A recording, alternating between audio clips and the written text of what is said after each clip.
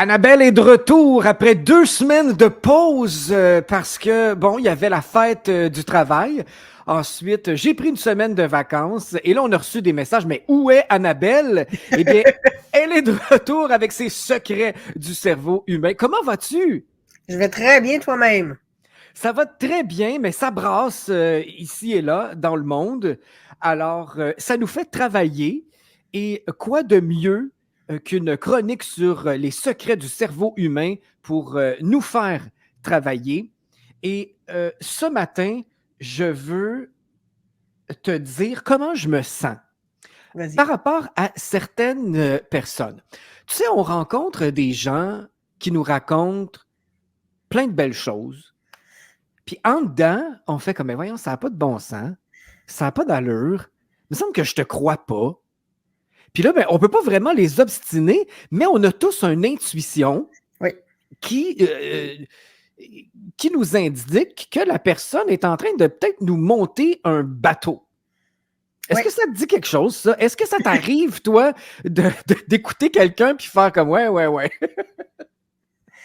Oui, c'est dans ce temps-là où je me mets à observer davantage le langage corporel, inévitablement, et je me mets à poser certaines questions pour amener l'autre vers un terrain d'authenticité.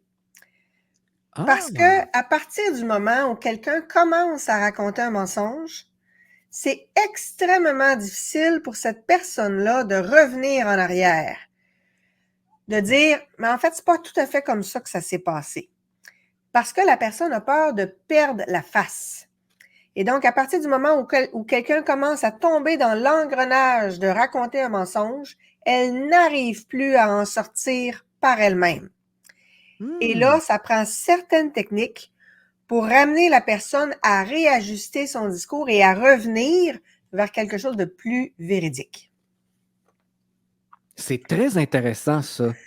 Puis, tu sais, les études en psychologie ont démontré qu'on ment en moyenne entre 6 et 200 fois par jour. Aïe, aïe, aïe. Oui. Donc, tout le monde ment et il y a des périodes de vie où on ment plus. Et il y a des moments dans notre cheminement où le mensonge est plus présent. Quand on est dans une période où tout va mal et qu'on n'a pas fait beaucoup de développement personnel. Dans ce temps-là, le mensonge est une porte de sortie facile. Par exemple, il y a une recherche qui a été faite aux États-Unis où on a inventé un faux emploi. On a fait un faux affichage pour un faux poste. Et ce qui est intéressant, c'est que on a retenu quelques centaines de candidats, mais on a fait une enquête sur chacun des candidats avant de les recevoir en entrevue. Fait qu'on a vérifié leurs réseaux sociaux, on a vérifié les anciens employeurs, on a vérifié auprès de l'entourage. Donc, on a un bon pedigree de chacun. Et ce qui est intéressant, c'est que au bout de 10 minutes d'entrevue d'embauche, 60% des candidats avaient déjà commencé à mentir. Hmm. Parce que les gens avaient vraiment besoin d'un nouvel emploi et ça les amenait à vouloir modifier légèrement leur curriculum vitae, amplifier leurs compétences ou modifier certaines mauvaises décisions, donc réduire l'impact, par exemple, d'un changement régulier d'emploi. Donc, les gens mentent beaucoup. Et ce qui est particulier, c'est que on n'est pas très bon en général pour détecter les mensonges. En fait, selon plusieurs études en psychologie et ce qu'on appelle une méta-analyse, là, quand on prend plusieurs études et qu'on analyse l'ensemble des résultats, on s'est rendu compte qu'en moyenne, en détection des mensonges, on en détecte entre 42% et 52% du temps. Fait que finalement, entre flipper un 25 cents ou se fier à nous-mêmes, le 25 cents est souvent plus efficace. Parce que détecter un mensonge qui nous est adressé à nous-mêmes, c'est extrêmement difficile parce qu'il y a plusieurs enjeux qu'on va regarder tout à l'heure. Pour le détecter pour quelqu'un d'autre, là, on est meilleur. Parce que là, on n'a pas l'engagement émotionnel. C'est On ça, n'a on on est à n'a pas du tout l'extérieur. le même lien. Mhm. Donc ça, c'est plus facile. On a vérifié aussi qui était vraiment bon pour détecter les mensonges. Les gens pour qui ça fait partie de leur travail. les policiers, les juges, les avocats, les psychiatres, est-ce qu'eux-mêmes étaient bons pour détecter des mensonges? Les gens qui travaillent, par exemple, au niveau de la police, au niveau des stupéfiants, est-ce qu'ils sont bons détecteurs de mensonges? Non. Pas plus OK. que monsieur, madame, tout le monde. Hmm. Donc, même si ça fait partie de leur travail, ils ne sont pas meilleurs dans la détection des mensonges parce qu'ils ne savent pas quoi observer. Les seuls, en fait, qui sont bons en détection des mensonges, ce sont les gens qui font de l'infiltration. Les policiers, les espions qui font de l'infiltration, eux, il faut tellement qu'ils travaillent leur propre personnage dans le moindre détail et ils se pratiquent tellement qu'ils deviennent extrêmement bons menteurs et par conséquent, ils deviennent d'excellents détecteurs de mensonges. Je parlais avec un de mes amis qui est un policier à la retraite aujourd'hui, mais qui a été le formateur pour les agents d'infiltration. Puis il me disait, il dit, quand on se pratique, à un moment donné, il faut y aller dans le moindre détail. Parce que si tu rentres dans un gang, par exemple, qui fait de la vente de stupéfiants, mais quand tu vas aller rencontrer, quand tu vas réussir à te rendre jusqu'au big boss, ben, à un moment donné, il va te dire, toi, tu as passé ton enfance dans quelle ville? Tout le monde sait ça. Dans quelle ville on a passé notre enfance? Ben oui. Fait que là, lui, il répond Saint-Jean-sur-Richelieu. Ah oui, sur quelle rue? Tout le monde connaît la rue où on a habité durant notre enfance. Mhm. Fait qu'il dit la rue Gouin. OK, quel numéro de porte? Puis la maison était quelle couleur? Ben, numéro 64, la maison était jaune. Puis là, il prend son téléphone. Hey Bob, va-t'en à Saint-Jean-sur-Richelieu, la rue Gouin, au numéro 64. Est-ce que la maison est jaune? C'est quelle maison? C'est la première, deuxième, troisième en partant du bout de la rue? Ben, c'est la troisième. Bob, tu checkes la troisième maison. Et là, si la troisième maison du boulevard Gouin ou de la rue Gouin à Saint-Jean-sur-Richelieu n'est pas jaune, ben, tu viens de te faire tirer. Donc, l'agent d'infiltration doit tellement aller dans le micro-détail qu'il devient donc un super détecteur de mensonges. Et on a vérifié aussi, est-ce que les hommes et les femmes mentaient autant et est-ce qu'ils étaient aussi bons détecteurs de mensonges?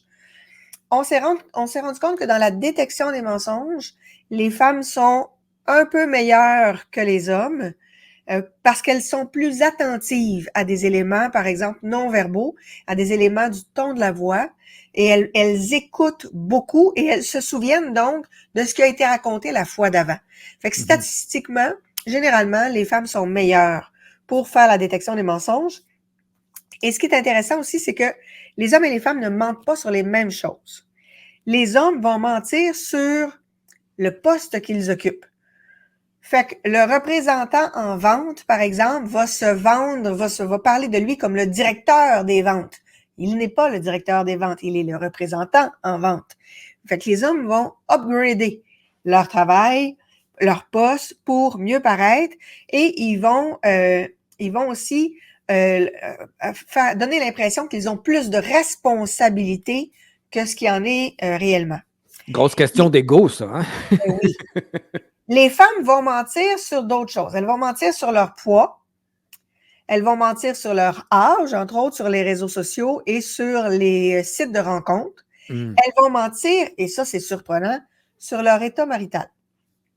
Donc, sur les sites de rencontres, elles vont mentionner qu'elles sont disponibles alors qu'elles ne le sont pas, plus souvent que les hommes, et elles vont mentir sur les courses qu'elles ont faites. Fais juste penser à tu t'es acheté des nouveaux souliers? Non, c'est une vieille paire que j'avais laissée dans le garde-robe. Pas en tout, c'est des nouveaux souliers. T'as une nouvelle robe? Non, c'est une vieille affaire, là. Ça, c'est ma cousine qui m'a donné ça. Donc, quand les femmes ont des tendances à faire vraiment des achats plus importants, elles vont mentir à ce moment-là sur l'achat pour dire que c'est une vieille affaire, c'est quelqu'un qui leur a donné ou c'était en spécial. Donc, on ment pas exactement sur les mêmes choses, mais tout le monde ment. Fais juste penser à quand on te demande, par exemple, comment ça va, même si ça va pas vraiment, ben souvent, on va répondre pareil, ça va pas pire, parce qu'on veut pas partir sur une conversation. On veut pas discuter avec cette personne-là de notre vie privée. Donc, pour toutes sortes de situations, on dit que ça va bien, alors que ce n'est pas le cas. Quand on rencontre des parents qui ont un bébé, et que le bébé correspond pas tout à fait à nos critères de beauté, bien évidemment, même si le bébé est laid comme un pichou, bien on va quand même dire Oh, il est donc bien beau! Mais c'est pas ce qu'on pense. Mais on se voit pas vraiment dire à des parents qu'on le trouve vraiment laid. Donc, le mensonge va servir à ce moment-là de ce qu'on appelle un lubrifiant social. Mais imagine aussi si tu as une amie qui vient de se faire une nouvelle coupe de cheveux, tu trouves que ça y va pas bien, sauf qu'elle est en plein divorce. Ben, peut-être que tu vas taire un peu l'impact de la coupe de cheveux parce qu'elle a vraiment pas besoin de ça en ce moment. C'est intéressant, Annabelle, ce que tu dis, parce que moi, j'ai toujours cru que mentir n'était pas bien. Je ne dis pas que j'ai jamais menti dans ma vie, mais j'essaie d'éviter ça maintenant.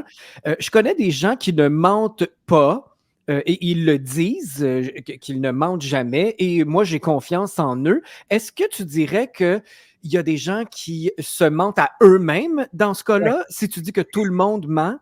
Ouais. Hmm. Puis je te dirais que quand j'ai par exemple des clients en coaching qui me disent ah, moi, je mange jamais, je suis à peu près certaine que dans les 10 minutes qui vont suivre, ils vont me mentir. Oui. Parce que Donc, c'est inconscient. généralement, c'est pas long. Puis OK. généralement, ce qui est particulier dans le mensonge, c'est que la personne elle-même, quand elle dit son mensonge, souvent elle est elle-même surprise d'avoir dit un mensonge. Ça a comme sorti tout seul.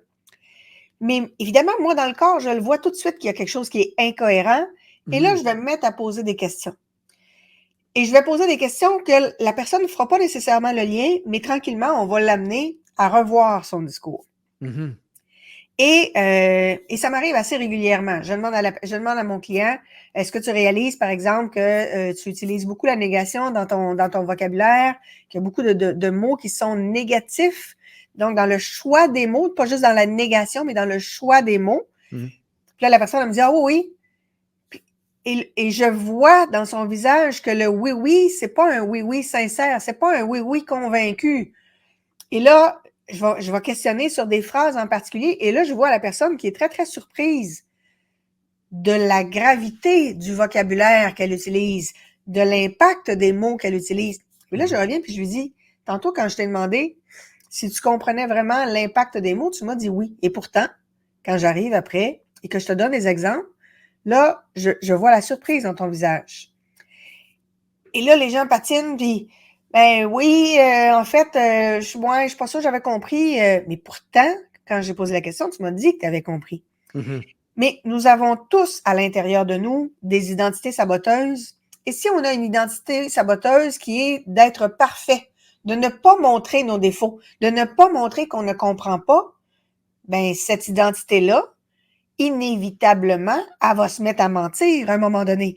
Et le soi parfait, qui est ce qu'on appelle un message contraignant, c'est une croyance limitante, c'est un message contraignant qu'on a intégré.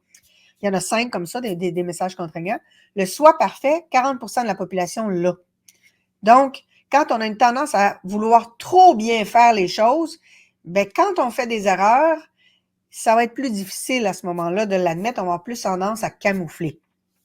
Donc, il y a plein de situations comme ça où on va avoir de la misère à l'admettre qu'on a menti. Faites juste penser à des gens qui sont en retard puis qui vous donnent toutes sortes de justifications.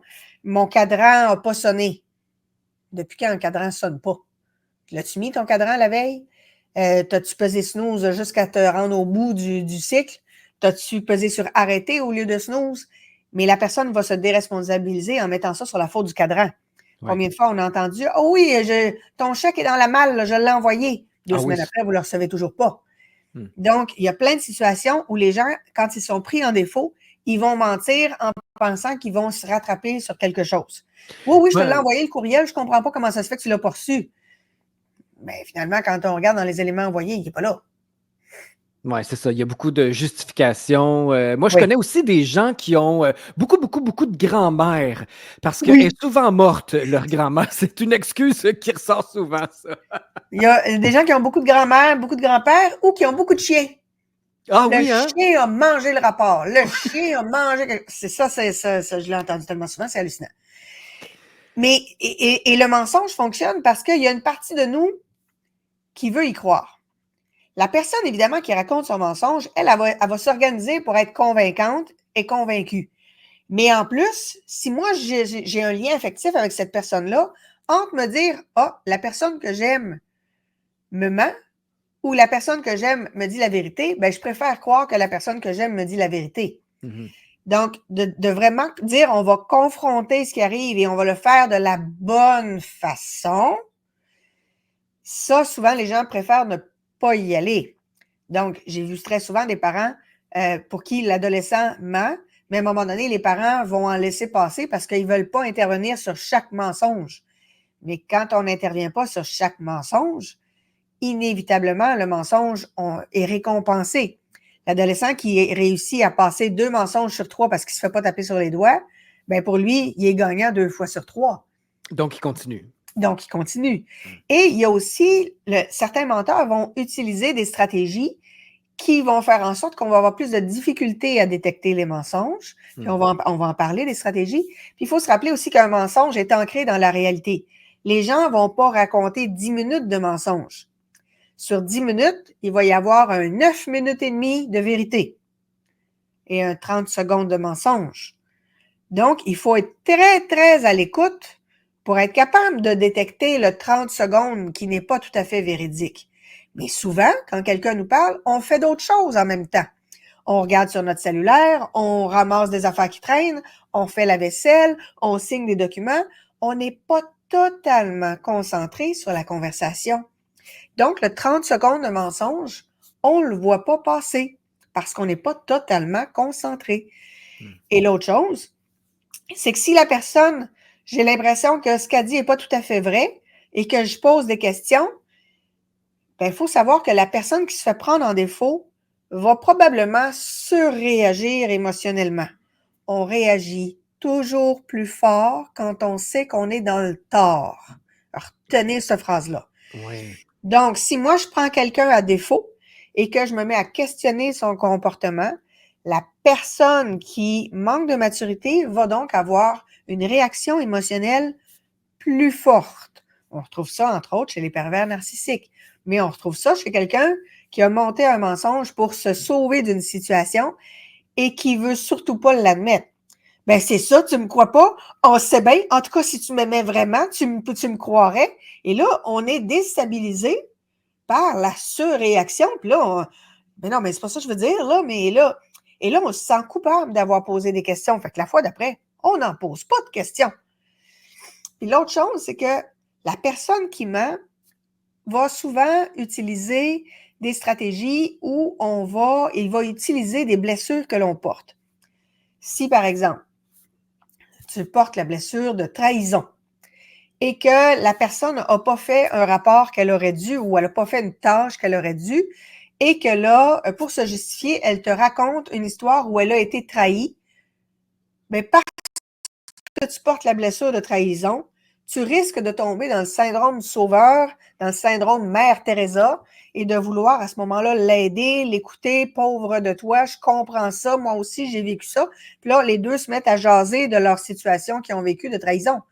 Et le mensonge a bien passé parce que la personne a utilisé une blessure que l'autre portait. Donc, il y a plein de situations qui font qu'on croit un mensonge puis on ne comprend pas pourquoi, mais après coup, on comprend. Et la première clé importante, c'est de comprendre que le mensonge a toujours une utilité. Quand on comprend l'utilité, là, on est capable d'en détecter beaucoup plus. Dans les utilités, être poli. Imagine que tu rencontres pour la première fois belle-maman. C'est votre premier souper. Elle a fait de la soupe au pois. T'aimes pas la soupe au pois, mais c'est ta première rencontre avec belle-maman. Puis belle-maman, elle a pas aimé les ex. Fait que ça se peut que tu manges la soupe au pois. Pour être poli, pour pas partir une chicane, ça va être de même. On peut aussi mentir pour influencer une décision. Quand je te parlais tantôt de la recherche qui a été faite aux États-Unis avec le faux emploi, donc des gens qui vont mentir sur leurs compétences, mentir sur les tâches qu'ils ont fait, parce qu'ils ont absolument besoin d'un emploi. Ça fait 4 mois qu'ils cherchent, ils n'ont plus de revenus, ils sont à veille de se faire mettre à la porte de leur appartement ou de leur maison. Le conjoint ou la conjointe n'est plus capable de les endurer. Il faut qu'ils travaillent. Et là, ils se font poser une question piège pendant l'entrevue et ils savent que s'ils ne répondent pas à la bonne affaire, ils vont perdre cette opportunité-là. Et là, ils vont modifier donc leurs compétences réelles pour prendre le risque d'avoir l'emploi en se disant, ben, je vais m'arranger pour faire un cours, je vais m'arranger pour parler à mon ami pour qu'il m'explique comment ça marche. Mhm. Donc, pour influencer une décision. On va avoir aussi des gens qui vont mentir pour camoufler une erreur.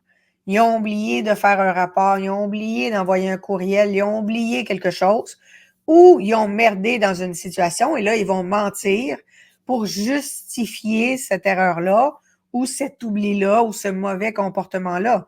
J'ai vu très souvent, moi, des gens me dire, des gens arriver le lundi matin et avoir une conversation un peu inadéquate avec un client et que ça dégénère un peu et ils sont pas capables d'admettre que durant la fin de semaine, ben, ils ont joué à des jeux d'ordi jusqu'à 6 heures du matin et donc, ils sont brûlés. Ils arrivent le lundi matin, puis l'esprit est encore dans le brouillard, sont plus agressifs parce qu'en plus, ils ont fumé des joints durant la fin de semaine. Et l'effet secondaire des joints, c'est que 2 jours après, il y a beaucoup plus d'agressivité dans le cerveau. Et donc, ils arrivent le lundi matin, sont plus agressifs, il y a plus de glutamate, qui est un neurotransmetteur dans le cerveau. Et là, ben, inévitablement, dès qu'arrive un client qui pose des questions un peu plus difficiles, ben là, le ton va monter parce que l'agressivité, elle est déjà là. Mais au lieu de dire, ouais, je me suis couché tard samedi, puis j'ai fumé un joint, c'était peut-être pas une bonne idée, au lieu d'admettre leurs erreurs, ben, ils vont dire, oh, mais là, c'est le client qui m'a cherché, puis là, ça plusieurs fois, puis... Et là, ils partent sur une dérape, mais parce qu'ils sont pas capables d'admettre qu'ils ont eu eux-mêmes un comportement à la fin de semaine qui a un impact sur leur travail de semaine. Donc, il y a plein de situations. Et ça arrive tellement souvent, tu n'as même pas idée de la quantité d'interventions que je peux faire là-dedans. On va avoir aussi des gens qui vont mentir parce qu'ils veulent éviter un conflit. Rappelle-toi le spectacle de Patrick Huard. Est-ce que quand votre blonde, elle vous demande, j'ai-tu engraissé? Trouves-tu que j'ai engraissé? Patrick Huard disait toujours, ferme ta gueule. Tu réponds pas à ça. Parce que si tu dis qu'elle a engraissé, ben là, elle risque de dire, ben là, ça veut-tu dire que tu me trouves plus belle? Ça veut-tu dire que? Si tu dis qu'elle n'a pas engraissé, ben là, tu me regardes pas, c'est quoi? Tu t'intéresses pas à moi? Dans les deux cas, t'es perdant. Donc, il y a plein de situations comme ça où, pour éviter un conflit, on va mentir ou omettre de donner une information, puis omettre, c'est aussi mentir. Et là, à ce moment-là, ça nous permet de nous en sortir. Donc, il y a quand je disais que le mensonge, dans certains moments, peut nous sembler être un lubrifiant social, c'est ça que je veux dire. Okay. Donc, il y a plein de situations qui font que l'on ment. On peut aussi, j'ai déjà vu un coach qui mentait sur les capacités sportives de son athlète en faisant croire que c'était pas si pire que ça pour essayer de l'encourager parce que l'athlète traversait une phase de plateau, une phase plus difficile. Et là, l'entraîneur disait, c'est quand même bien, on a réussi à avoir telle amélioration alors que les résultats étaient désastreux. Donc, l'entraîneur modifiait un peu la façon, l'angle pour ne pas trop écraser l'athlète. Il va y avoir aussi des moments où on va mentir pour faire attention, contrôler nos apparences. Quand je te disais, les femmes vont mentir sur leur poids, sur leur âge. Donc, c'est une façon aussi de mentir. On a des gens qui vont mentir pour empocher un profit. À un moment donné, on a une étude qui a été faite aux États-Unis. On a donné aux gens un pot maçon d'argent et on leur a attribué un partenaire. Le partenaire, lui, ne voit pas le pot. Là, on a fait toutes sortes de tests. Le partenaire doit essayer de deviner combien d'argent il y a dans le pot qu'il ne voit pas. S'il arrive proche du résultat, on se partage le contenu du pot. S'il arrive proche, mais un peu plus bas, ben on lui donne juste une proportion, juste une petite portion du contenu. Et l'autre gars prend le reste qui est plus important. Et là, on s'est rendu compte que quand on faisait ça, on avait des mensonges qui apparaissaient parce que la personne qui a le pot, elle sait combien d'argent qu'il y a et elle influençait l'autre pour faire en sorte de pouvoir garder plus d'argent pour elle-même. Donc, il y a plein de moments comme ça où les gens vont essayer là, de tirer profit d'une situation. Vous allez avoir des gens qui vont mentir parce que ça leur permet de se réjouir de ce qui arrive à quelqu'un d'autre. Vous allez avoir des gens qui vont mentir parce qu'ils vont projeter leur propre zone d'ombre. Donc, si moi, par exemple, je ne tolère pas les mensonges parce que ça fait partie de ma zone d'ombre, on se rappelle qu'on réagit beaucoup plus quand on a quelque chose en nous qui n'est pas guéri, pas résolu. c'est ce qu'on appelle en psychologie la projection. Donc, ce qui me dérange chez l'autre, c'est quelque chose qui est déjà en moi, qui n'est pas guéri, pas résolu. Donc, si dans le passé, j'ai raconté des mensonges que je n'ai pas pris le temps de nettoyer dans mon esprit, de me pardonner, j'ai juste fait en sorte de mettre ça sous le tapis, d'essayer de ne pas y penser, bien, l'inconscient, lui, il n'oublie rien. Donc, toutes les fois où j'ai menti, l'inconscient, lui, il s'en souvient. Puis, il y a toujours des fois où on n'est pas fier d'un mensonge qu'on a dit, on n'est pas fier d'une situation. Et quand on n'a pas pris le temps de se le pardonner en profondeur, pas de se le pardonner dans notre cerveau conscient, de se le pardonner dans notre cerveau inconscient. Et quand on n'a pas fait ce travail-là, et souvent ce travail-là, il faut le faire avec un professionnel, quand on n'a pas fait ce travail-là, bien, quand quelqu'un d'autre a un comportement qui nous rappelle le comportement que nous avions déjà eu, à ce moment-là, on va réagir beaucoup plus fortement. Et on se rappelle que tout le monde a déjà menti, tout le monde a déjà volé. Puis voler, là, ça peut être voler un 10 cents sur un comptoir. Ça peut être de voler l'efface de l'ami qui était à côté de nous en 2e année du primaire. Ça peut être, j'ai une cliente qui me racontait qu'elle avait volé, tu sais, quand on était au primaire, là, il y avait des crayons à mine, mais qui sentaient bon. Tu sais, tu les aiguisais, là, puis ça sentait bon. Puis les jeunes avaient tendance à les grignoter parce que justement, il y avait mis une odeur, puis ils ont arrêté de les faire d'ailleurs parce qu'il y a trop d'enfants qui les mangeaient, puis ils mangeaient le plomb qu'il y avait dedans aussi, là. Mais c'était des crayons que, à chaque fois qu'on les aiguisait, ça sentait l'odeur qui avait été intégrée dedans. Je sais pas, moi, je mangeais de la colle. Bon. Non. C'était une blague, mais je connais pas les crayons, mais je sais qu'à l'école, les gens mangeaient de la colle. Oui. Ben, tu vois, moi, les crayons, je m'en souviens. Moi, j'en avais pas des crayons comme ça, mais je me souviens d'une fille qui avait plein de crayons, un crayon rose, un crayon bleu, un crayon vert, puis ça avait toutes des odeurs bien, bien différentes.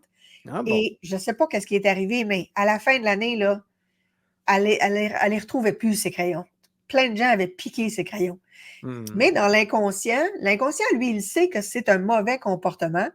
Et inévitablement, après ça, si on n'a pas pris le temps de faire le ménage de ça, même si ce sont des babioles, quand on va observer un comportement similaire chez quelqu'un d'autre, on va à ce moment-là surréagir. On ne fait pas le lien entre le comportement qu'on a eu et la réaction qu'on a aujourd'hui. Et nous, on pense que c'est juste parce qu'on est tellement bon qu'on ne tolère pas les mensonges, mais c'est pas ça. Si on avait vraiment fait la paix avec nous-mêmes, le mensonge de l'autre ne nous dérangerait pas tant que ça.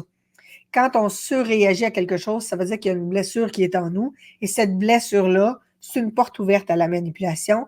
C'est une porte ouverte aussi à une charge émotionnelle beaucoup trop grande. Donc, il faut réussir à s'en libérer. Il y a une recherche qui a été faite encore aux États-Unis. Les autres, ils en font vraiment beaucoup des recherches comme ça, dans les années 40. Fait que ça te donne une idée à quel point on étudie la détection des mensonges. On a pris des garagistes là, vraiment haut de gamme, là, qui sont capables de réparer n'importe quoi. Ces garagistes-là ont créé volontairement un trouble sur des voitures et ont envoyé les voitures chez différents garages pour voir à quel point les garagistes sont capables de trouver le bon problème. Donc, évidemment, on s'est assuré que tout le reste du véhicule va bien. Et c'est comme ça qu'on s'est rendu compte que 63% des garagistes mentaient sur les problèmes dans la voiture. Ils amplifiaient les problématiques. Donc, inévitablement... C'est très connu, hein? C'est très connu. Et on a observé ce comportement-là encore plus souvent quand la cliente est une femme. Donc, ils vont augmenter la facture quand le client devant eux est une femme. On a remarqué aussi que on a fait exactement la même expérience avec des réparateurs de laveuses, sécheuses, lave-vaisselle. On a pris, tu sais, le réparateur Maytag, tu sais, super réparateur qui peut tout réparer, qui s'est arrangé pour créer des problèmes donc sur des appareils et envoyer les appareils à différents réparateurs. Même problème, 64% des réparateurs mentaient sur ce qu'il y avait à réparer. On fait la même expérience avec des horlogers et là, on a 40% des horlogers qui mentaient. Et ça, je te raconte ça pour faire comprendre que quand on ment dans ces situations-là, c'est parce qu'on sait qu'on va avoir une facture qui va être plus salée. Donc, on va empocher un profit. Et donc, quand les gens ont la possibilité d'empocher un profit, c'est là où généralement ils vont mentir davantage. La deuxième clé dans la détection des mensonges, c'est qu'il faut comprendre que le manipulateur utilise une stratégie qui fonctionne sur nous. Une des stratégies les plus répandues, c'est noyer le poisson.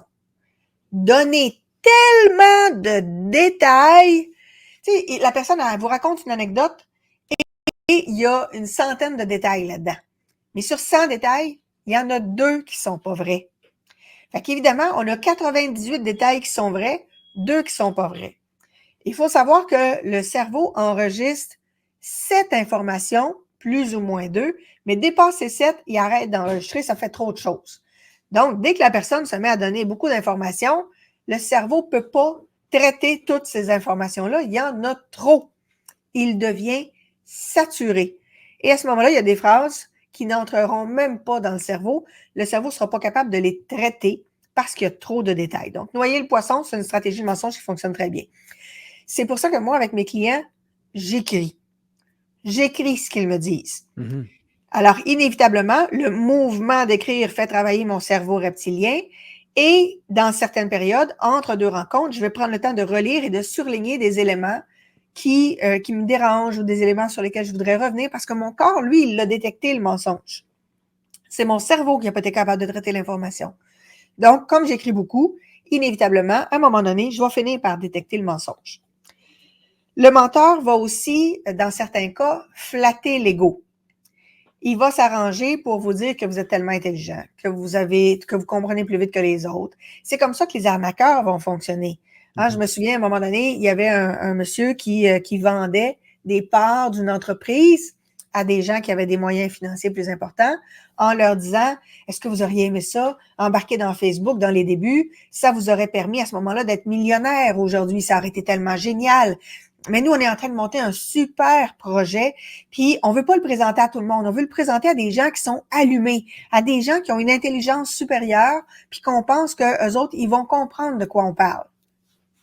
Flatter l'ego. Et il a réussi à faire en sorte que entre 30 et 40 personnes investissent dans son projet à des parts qui valaient 125 000 $.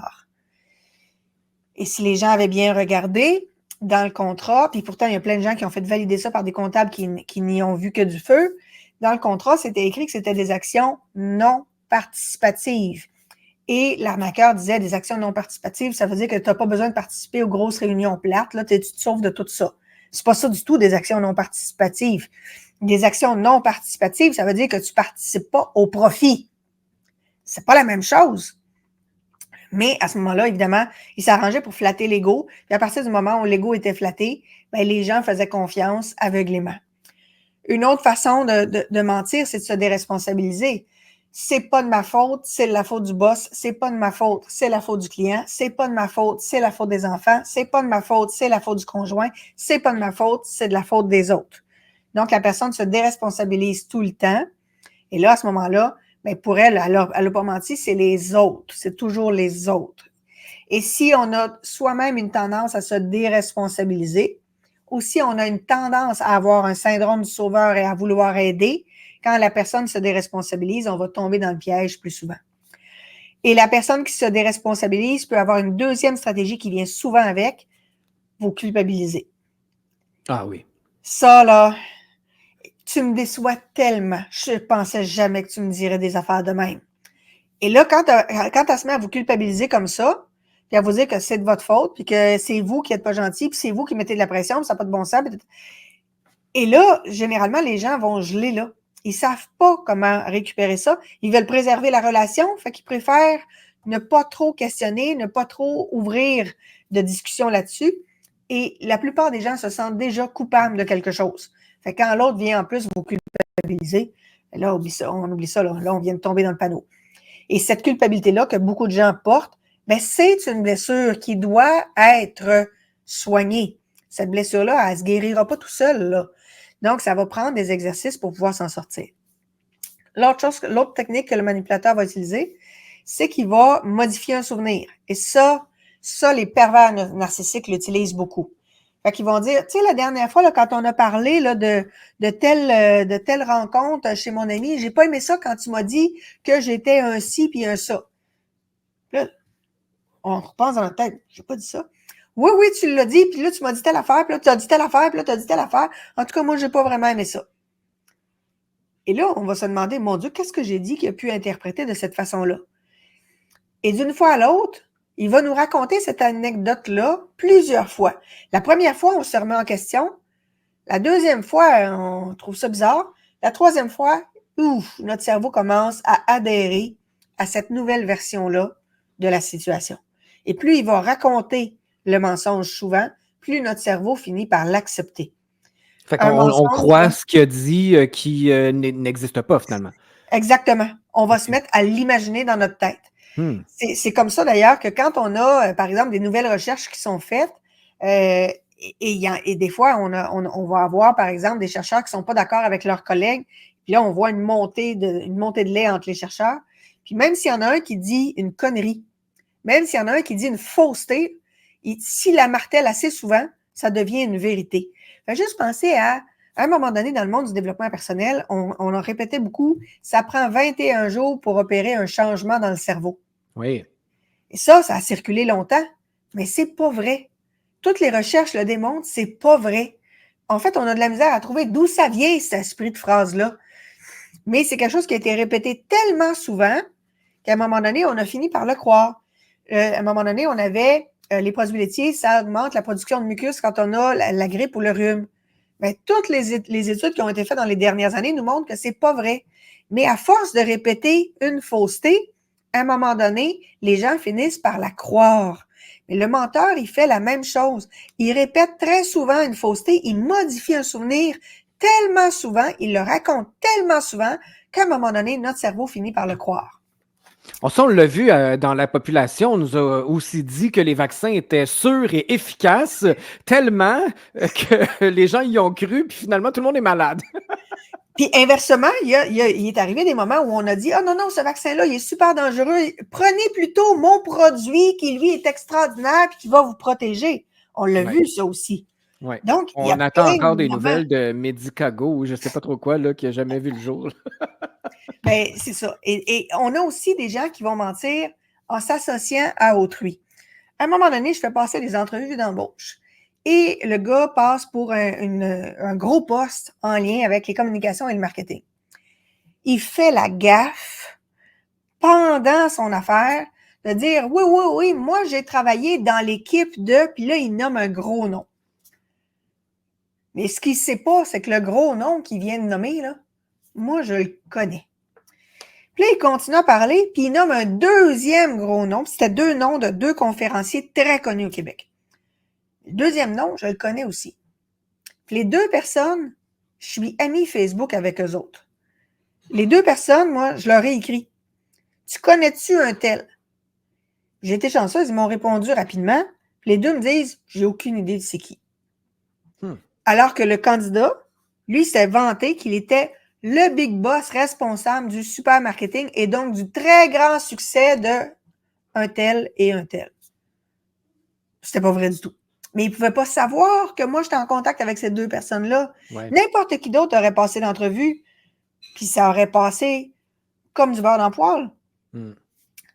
Évidemment, il s'est associé à autrui, il s'est organisé. À un moment donné, dans une activité de réseautage, mon conjoint va dans cette activité-là, c'est une activité de la chambre de commerce. Et il y a une femme qui se vante de bien connaître la personne qui est passée à la télé la veille et qui a parlé de l'analyse du langage corporel, moi-même. Et là, la personne se vante d'être une bonne amie à moi. Mais dans la salle, il y a un de mes clients qui me connaît bien, à qui j'ai donné de la formation. Ah, fait que lui, il répond, il se prénomme Mario. Mario, il dit, ah, ben, si tu connais Annabelle, tu connais donc Martin. Martin, le conjoint d'Annabelle. Ah, oui, oui, Martin. Fait que Mario fait venir Martin. Puis Martin sait exactement qui je côtoie. Il connaît tous mes amis. Ça fait tellement longtemps qu'on est ensemble qu'il sait très bien qui fait partie de mon entourage. Et là, il n'a aucune idée de qui est la dame en avant de lui. Fait qu'il s'arrange pour prendre des photos, puis pour prendre son nom, puis il m'envoie ça. Puis là, moi, je sors d'une autre rencontre, puis là, je vois son message. Je dis, voyons, qui est-ce qui me parle? Puis je réponds, j'ai aucune idée c'est qui. Mais elle, pour bien paraître en public, ben, elle a fait croire qu'elle était une grande amie à moi. Ce qui n'était pas le cas du tout. Fait que, tu sais, il y a plein de fois où les menteurs utilisent toutes sortes de stratégies. Maintenant, ce qui est intéressant à regarder au niveau du langage corporel, parce qu'évidemment, en analyse du langage corporel, on s'est posé la question. Et là, ce qui est difficile, c'est que les signes de mensonge ressemblent beaucoup aux signes de stress et ressemblent aussi aux signes de vigilance. Parce Ben, que quand veut la pas quelqu'un personne, qui ment est stressé parce qu'il oui, sait, lui. il est stressé puis il est en mode vigilance parce qu'il veut vérifier si la personne croit son mensonge. Mhm.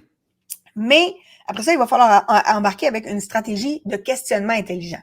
Mhm. Mais sur le plan non-verbal, une des choses qu'on a remarqué, c'est que la personne qui ment, généralement, quand elle est dans le mode vigilance, donc elle raconte la vérité, la vérité, la vérité, tant qu'elle raconte la vérité, le clignement des paupières est normal, à peu près 19 fois par minute. Mais dans la partie, dans les 2, 3, 4 phrases où elle dit un mensonge, là, son cerveau tombe en mode vigilance et en mode vigilance, il y a beaucoup moins de clignement de paupières, voire pas du tout. Ah, j'aurais pensé le contraire. Non, c'est après. Une fois que le mensonge est terminé, là, il y a une décharge émotionnelle, là, il y a une rafale de mouvement, de clignement de paupières. Mais pendant le Oh, clignement de paupières, la personne est en mode vigilance, elle cesse de cligner des paupières.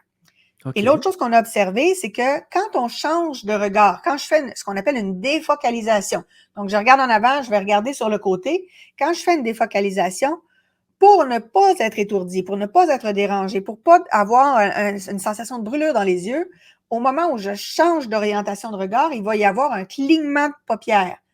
Donc, je vais avoir une défocalisation, mais c'est une défocalisation qui est avec un clignement de paupières. Le menteur, lui, il peut pas, s'il y a plusieurs personnes en avant de lui, il peut pas fixer juste une personne. Ça va avoir l'air louche. Donc, il va regarder plusieurs personnes pour vérifier si les autres personnes croient à son histoire. Mais quand il va faire une défocalisation, il va le faire sans clignement de paupières. C'est une défocalisation active. Mais le faire volontairement, là, ça brûle dans les yeux parce que l'œil a besoin d'être bien lubrifié. Mhm. Le fait de ne pas cligner des paupières, c'est dérangeant. Mais quand on est en mode vigilance, on va se mettre à regarder partout sans cligner des paupières. Et là, c'est la version animale de notre cerveau qui réagit comme ça. L'autre chose, c'est que si la personne raconte un mensonge pour la première fois, comme elle construit le mensonge en même temps qu'elle parle, elle va se mettre à parler un petit peu plus lentement parce qu'il faut qu'elle réfléchisse en même temps. Inversement, si elle a déjà raconté le mensonge au moins une fois, quand elle va le re-raconter, elle va le dire plus vite que son rythme normal pour se débarrasser du mensonge le plus vite possible. Donc, là, on a des particularités.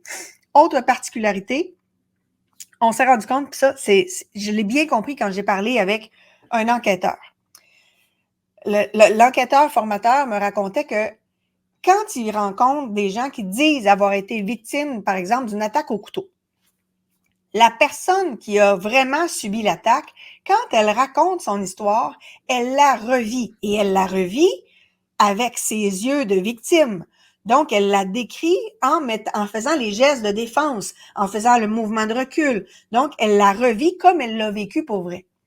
La personne qui ment, qui n'a pas été victime d'une attaque, elle voit la scène comme un film et elle va nous mimer la scène comme l'agresseur qui arrive avec son couteau parce qu'elle la voit comme un film. Et dans un film, ce qu'on va voir, c'est justement l'agresseur qui fonce sur nous. Mhm. Donc, à ce moment-là, il y a ce qu'on appelle une dissonance. Donc, c'est super important que la personne qui a vraiment vécu la situation, quand elle la raconte, elle la revit, alors que la personne qui a imaginé la situation, comme elle ne l'a pas vécue, elle n'aura pas les mêmes gestes que la victime. Autre chose, on s'est rendu compte aussi, et ça, pensez à la conférence de presse de Bill Clinton, quand il dit « Je n'ai jamais eu de relation avec cette femme, Monica Lewinsky ». Quand il fait cette affirmation, il est devant un lutrin, il y a un micro, et il regarde dans une direction, et pourtant sa main pointe du doigt dans l'autre direction. Et cette dissociation entre le doigt et le regard, là, ici, encore une fois, il y a une dissonance dans le cerveau. Pourquoi la main part dans une direction alors que le regard part dans une autre direction? On voit ça davantage dans les signes de mensonge. Et tout ce que je vous dis, tous les signes dont je vous parle, on les voit davantage dans les signes de mensonge.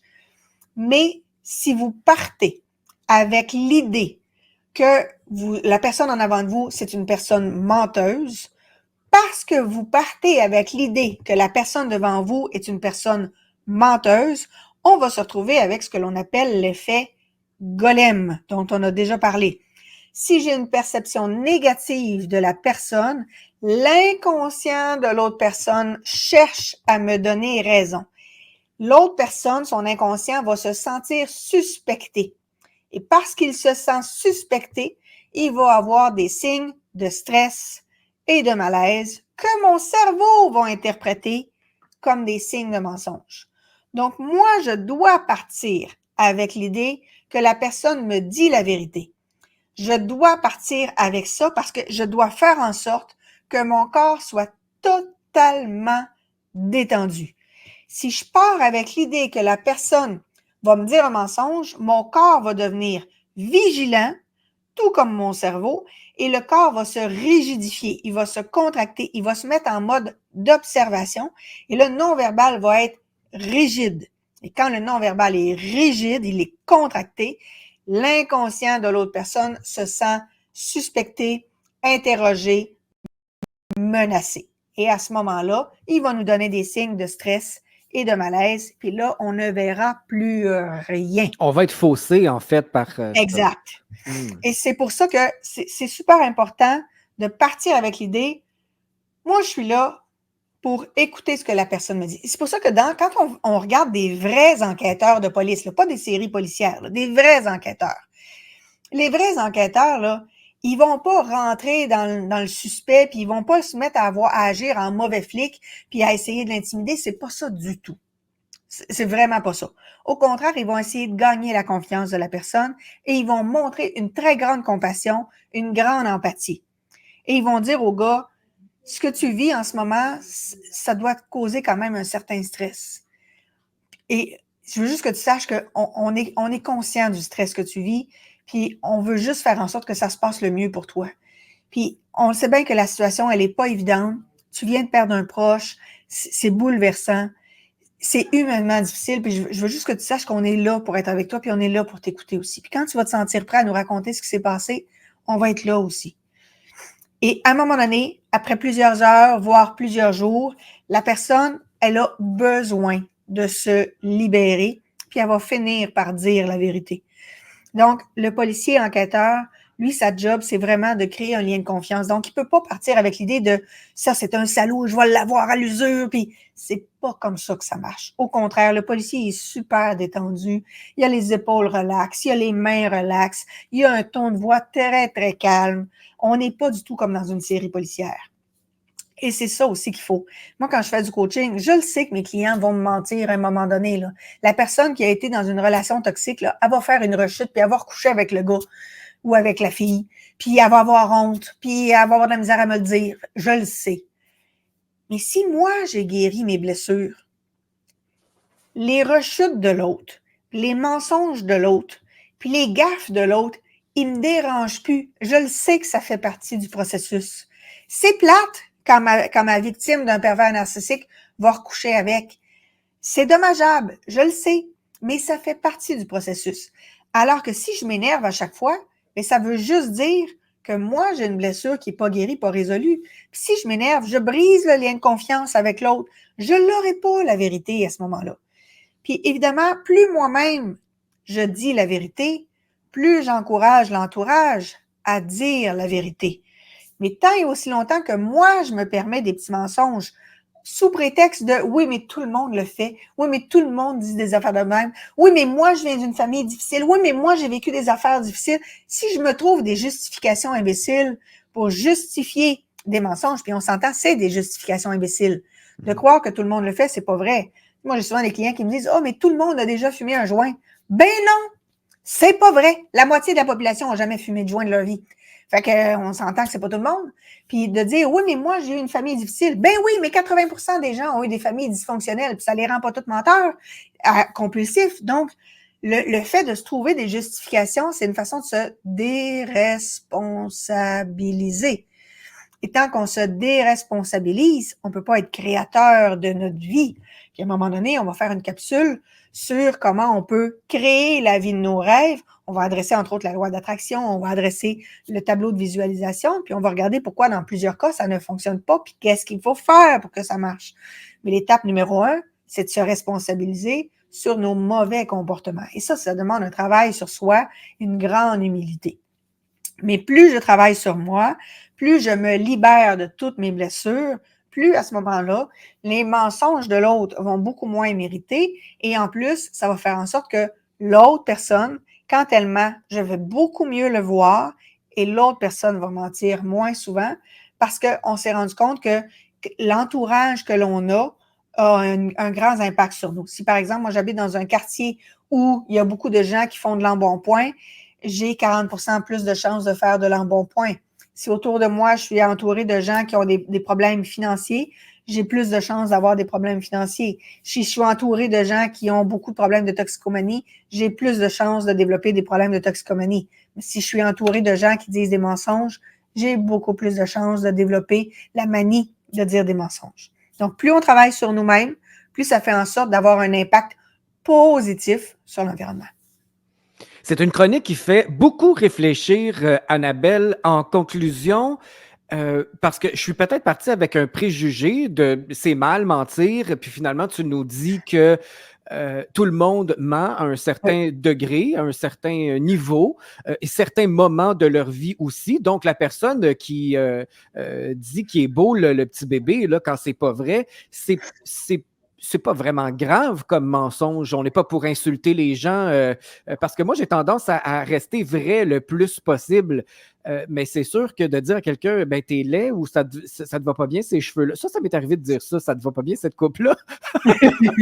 Puis ça fait pas l'unanimité non plus. C'est pour ça que les gens me demandent plus si je les trouve beaux ou pas. Mais est-ce qu'il faut, avec le contenu que tu nous as apporté ce matin, est-ce qu'il faut un peu lâcher prise, dédramatiser le mensonge? Qu'est-ce qu'on fait avec ça quand quelqu'un nous ment? On n'est pas pour le condamner. Non, c'est ça, il faut dédramatiser parce qu'il faut se rappeler que nous-mêmes aussi on ment. Puis, il faut apprendre à dire les choses autrement. Puis très souvent, quand les gens disent, ouais, là, si je peux plus dire de mensonges, tu sais, là, je vais perdre tous mes amis. C'est pas ça que je te dis. Le fait de dire la vérité, ça ne veut pas dire de vomir nos émotions dans la face de l'autre. Je suis responsable de mes émotions. Donc, je suis responsable de les gérer. Donc, je n'ai pas à les vomir dans la face de l'autre. Puis moi, ça m'est arrivé avec des parents, justement, de voir le bébé, puis de me dire dans ma tête, ouf, il n'est pas dégâté par la nature, celui-là. Mais ce que j'ai sorti, c'est, oh mon Dieu, une petite face particulière, celui-là. C'était vrai, il y avait une petite face particulière. J'avais donc trouvé une formulation pour être capable d'exprimer ce que je voulais. Sans mentir. Sans mentir. Ça, c'est Donc, très bien, c'est très bon, ça. l'idée, là, J'adore. c'est de se trouver des formulations plus positives. Tu sais, combien de fois on regarde un ami qui a justement une nouvelle coupe de cheveux, puis tu fais « Oh mon Dieu, ça fait différent, je ne m'attendais pas à ça. » Parce que le « Oh mon Dieu, ça fait différent, je ne m'attendais pas à ça », ça me donne le temps de réfléchir à ce que j'observe, à ce que ça fait en moi. Ça me donne un délai. Et là, quand la personne me dit « Est-ce que tu trouves ça beau? Ça me convient-tu? » Ben, attends, là, je suis en train de regarder, j'essaie de me rappeler à comment tu étais coiffée avant. Je pense qu'il y a quelque chose qui me titille, mais je suis pas capable de le trouver, là. Donne-moi juste un petit temps de réflexion. Fait que je suis honnête à ce moment-là, mais sans y dire, mon Dieu, c'est donc bien laid ce que tu as sur la tête, ça n'a pas d'allure. Donc, je m'arrange pour le formuler adéquatement et je gère mon émotion parce que, mon Dieu, c'est donc bien laid. Là, on est dans le jugement, on est dans la critique, on est dans le reproche.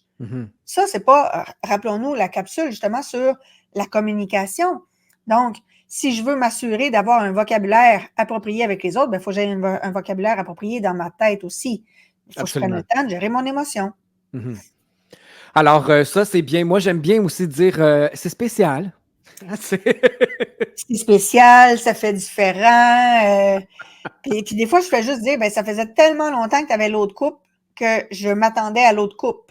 Donc, fait que là, je vais probablement me faire à celle-là. Puis souvent, je dis, tu sais, l'important, c'est que toi, t'aimes ça. Fait que voilà. ça s'arrête là. Mais tu sais, je m'arrange toujours pour trouver une formulation qui va soit me donner un délai pour vraiment éclaircir dans ma tête qu'est-ce que je ressens, puis qu'est-ce que je veux vraiment dire, puis qu'est-ce qui m'appartient. Il y a des moments où, par exemple, on se rappelle que dans notre cerveau, on a des zones d'ombre noires, on a des zones d'ombre blanches. Une zone d'ombre blanche, c'est quand quelqu'un se permet de développer un potentiel que j'ai, mais que je suis pas capable de développer ou j'ose pas développer. Puis là, ben, le potentiel de l'autre me dérange parce que moi, je me le permets pas. Fait que si, par exemple, l'autre se permet une coupe que moi, j'aurais jamais osé, mais que je trouve belle, ben, ça se peut que je réagisse mal parce que l'autre a fait quelque chose que moi, je n'ai pas osé. Mhm. Donc, il faut que je gère ce qui est en moi d'abord et avant tout. Et on se rappelle, quand ce qui me dérange chez l'autre, c'est quelque chose qui est en moi qui n'est pas guéri, pas résolu. Donc, à chaque fois que quelque chose me dérange chez l'autre personne, dans son comportement, dans son allure, dans ses propos, la première question que je me pose, c'est qu'est-ce qui n'est pas guéri en moi? Première question. Voilà. Eh bien, si vous voulez en savoir plus sur les astuces, les stratégies, les moyens efficaces pour détecter rapidement les mensonges, Annabelle a un excellent livre qui s'appelle Détecteur de mensonges Ben oui. chez Béliveau Éditeur. C'est disponible sur ton site annabelle-boyer.com. Oui. Et c'est disponible aussi encore en librairie, dans toutes les bonnes librairies. Alors, vous avez un outil qui est très puissant hein, pour détecter les mensonges et nous rapprocher de la vérité. Alors, je vous invite à vous le procurer. Ce fut une très grosse chronique. On a rattrapé le temps perdu. Hein? Alors, on attend vos commentaires sur la page Facebook de Radio Unicité et on se retrouve lundi prochain pour d'autres secrets du cerveau humain. Bonne semaine et merci beaucoup, Annabelle. Merci à toi.